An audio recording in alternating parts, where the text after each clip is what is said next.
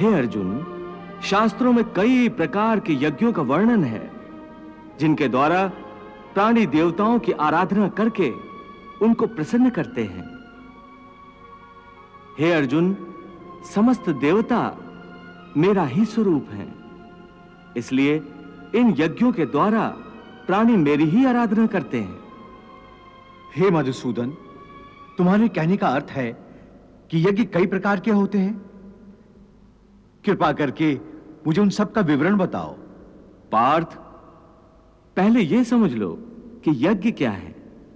अपनी किसी श्रेष्ठ वस्तु को, अपने धन दौलत को, अपनी किसी विशिष्ट भावना को, बल्कि अपनी किसी तीव्र कामना को भी मुझ परमात्मा के चरणों में समर्पण कर देना, इसी को यज्ञ कहते हैं। अपनी प्रिय वस्तु की कुर्बानी, यही यज्ञ की मूल भावना है। इसीलिए शास्त्र कहते हैं कि यज्ञ में आहुतियां देने के पश्चात जो अन्न बच जाता है, उसे खाने वाला मनुष्य सब पापों से मुक्त हो जाता है। और जो लोग केवल अपना ही पेट भरने की ही भावना से अन्न पकाते हैं, वो तो पाप का ही भोजन करते हैं। हे केशव, यज्ञ के बारे में आम धारणा तो यही है कि अग्नि जलाकर अग्नि कुंड में आहुतियां देने का नाम यज्ञ है। परंतु हे माधव, तुम तो कहते हो कि जन कल्याण का कोई भी कर्म यज्ञ है।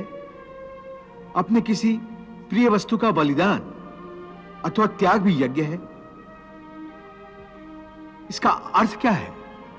हे अर्जुन, ये ठीक है कि प्राणी अपनी अपनी निष्ठा के द्वारा ही अलग अलग प्रकार से अलग अलग देवताओं की पूजा करने के लिए हवन आदि करते हैं, उसे भी यज्ञ कहते हैं।